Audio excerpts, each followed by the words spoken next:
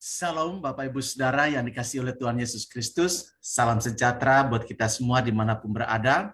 Pada kesempatan yang berbahagia pagi hari ini, berjumpa kembali dengan saya, Pendeta Yohanes Ratu Eda.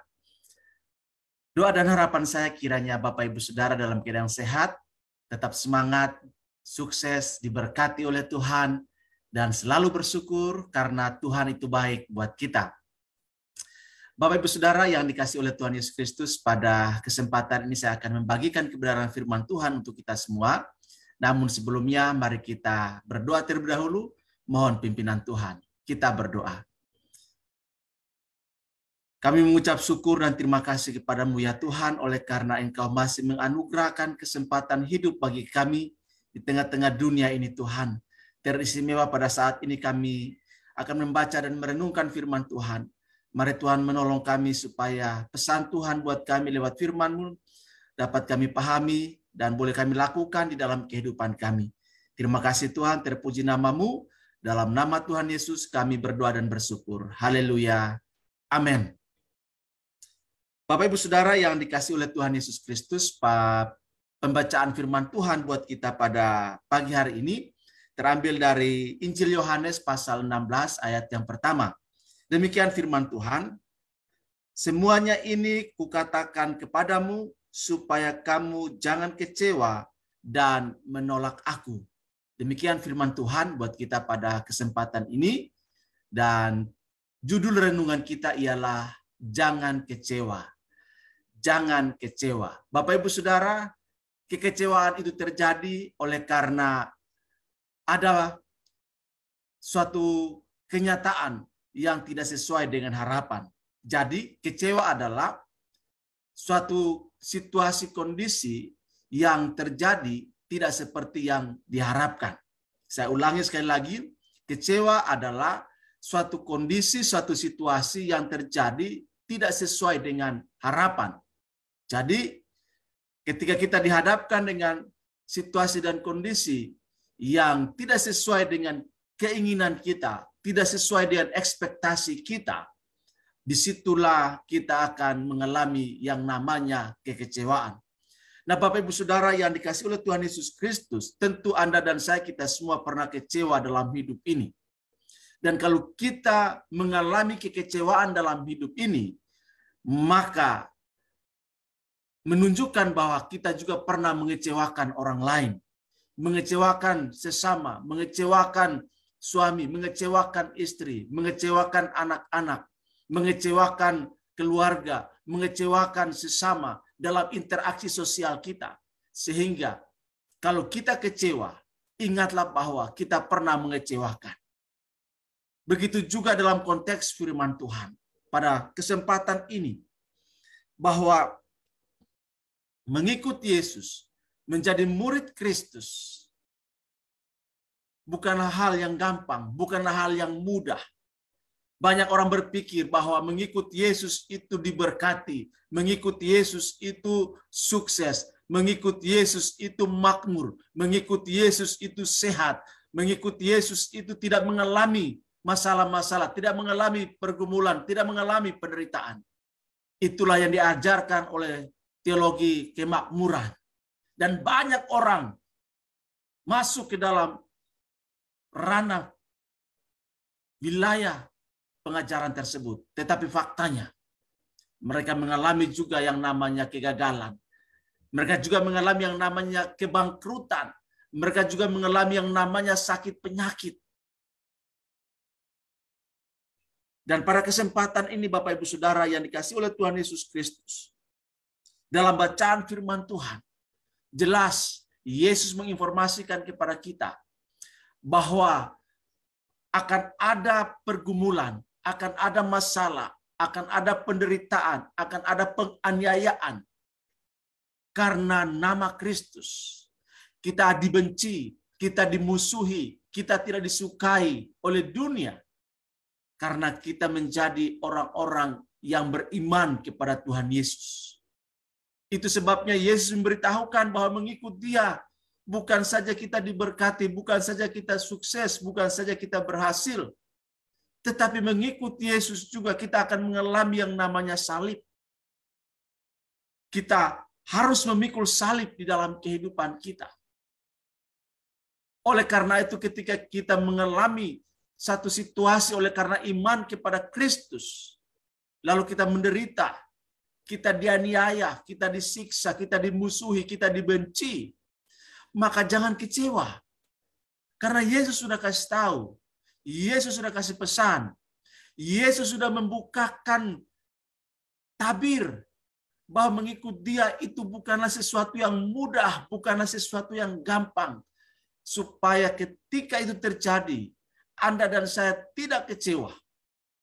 Karena itu Bapak Ibu Saudara, jangan pernah kecewa menjadi pengikut Kristus. Jangan pernah kecewa oleh karena iman kepada Yesus Kristus. Bahkan jangan pernah tinggalkan Yesus hanya karena engkau sedang mengalami pergumulan, bisnismu lesu, usahamu gagal, rumah tanggamu berantakan, kesehatanmu hancur. Dengar baik. Kalau itu terjadi karena kesalahan, karena dosa, maka panggilannya adalah bertobat. Tetapi kalau itu terjadi karena iman kepada Kristus, engkau dikucilkan, engkau dibenci, engkau dimusuhi, percayalah, ujung dari semua itu ada mujizat. Ujung dari semuanya itu ada pertolongan Tuhan. Ujung dari semuanya itu ada berkat Tuhan yang sedang disediakan bagi kita yang setia mengikut Kristus. Karena itu Bapak Ibu Saudara, ketika diperintahkan Tuhan Yesus untuk melakukan apa saja demi Kristus dan kerajaannya, setialah melakukannya. Taatilah sungguh-sungguh. Ikutilah perintahnya. Dan lihatlah bagaimana Dia akan berkarya di dalam kehidupan kita. Bapak Ibu Saudara yang dikasihi oleh Tuhan Yesus Kristus, Yohanes Pembaptis ketika berada di penjara dan dalam tekanan yang luar biasa, sempat mengalami berbagai goncangan. Yesus katakan, tidak secara kebetulan Yohanes Pembaptis mengalami semua penderitaan itu. Yang mengalami oleh karena Kristus, oleh karena berita yang Dia sampaikan, oleh karena kesaksian yang disampaikannya. Begitu juga dengan kita hari ini. Jangan pernah kecewa. Hanya karena kita melakukan kebenaran, hanya karena kita memberitakan Injil, hanya karena kita berbagi kasih dengan orang lain, lalu kita dimusuhi, kita dibenci. Dengar baik, bahwa Yesus sudah lebih dahulu dibenci, sudah lebih dahulu dimusuhi, sudah lebih dahulu ditolak, bahkan menderita sampai mati di atas kayu salib. Maka Anda dan saya yang mengambil keputusan untuk menjadi pengikut Kristus, beriman kepadanya, maka salib, penderitaan, salib sebagai simbol dari penderitaan akan terjadi dan kita alami dalam kehidupan kita. Sebabnya Bapak Ibu Saudara, jangan kecewa. Kita bersyukur bahwa Yesus sudah memberitahukan itu kepada kita lebih dahulu. Dan karenanya kita harus siap sedia. Sehingga kapanpun, dimanapun, dan bagaimanapun peristiwa itu terjadi, kita tidak pernah menyangkal Yesus. Kita tidak akan pernah mundur dari iman kepada Yesus. Sehingga Yesus katakan, ketika kita setia sampai ke akhir, mari masuk dan nikmati kebahagiaan bersama dengan Tuhan Yesus. Bapak Ibu Saudara, kalau engkau kecewa saat ini, datanglah kepada Tuhan Yesus. Dia sanggup memulihkan situasimu. Dia sanggup memulihkan keadaanmu. Mungkin engkau ditolak, dibenci, dimusuhi oleh karena kesaksian hidupmu benar di hadapan Tuhan. Engkau melakukan hal yang benar dalam pekerjaanmu, dalam usahamu, dalam bisnismu. Kemudian engkau dibenci, dimusuhi, dijauhi. Datanglah kepada Tuhan Yesus. Dia tidak pernah mengecewakanmu dalam hidup ini. Dia tidak pernah meninggalkan engkau. Karena Dia adalah Immanuel. Dia selalu ada bersama dengan kita dalam segala musim kehidupan kita. Bapak Ibu Saudara, biarlah firman Tuhan pada kesempatan ini boleh menguatkan, meneguhkan, memotivasi dan menginspirasi kita supaya tetap setia, jangan kecewa. tetap percaya, tetap beriman, tetap mengikut Yesus sampai ke garis akhir. Dan kita akan melihat kemenangan, sukacita, damai sejahtera yang Dia sediakan bagi kita yang mengasihi Dia sampai ke ujung akhir dari kehidupan kita. Tuhan Yesus memberkati dan salam. Kita berdoa. Bapa di surga, kami mengucap syukur buat firman Tuhan pada kesempatan pagi hari ini yang begitu indah buat kami. Biarlah Tuhan tolong supaya kami tidak kecewa ketika kenyataan tidak sesuai dengan harapan kami. Ketika kenyataan terjadi tidak seperti yang kita harapkan.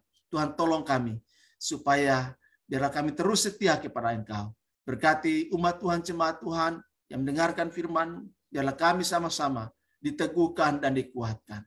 Terima kasih Bapa, terpuji nama-Mu, dalam nama Tuhan Yesus kami berdoa dan bersyukur. Haleluya. Amin. Demikian perjumpaan kita pada kesempatan ini. Sampai bertemu. Tuhan Yesus berkati dan salam untuk kita semua. Amin.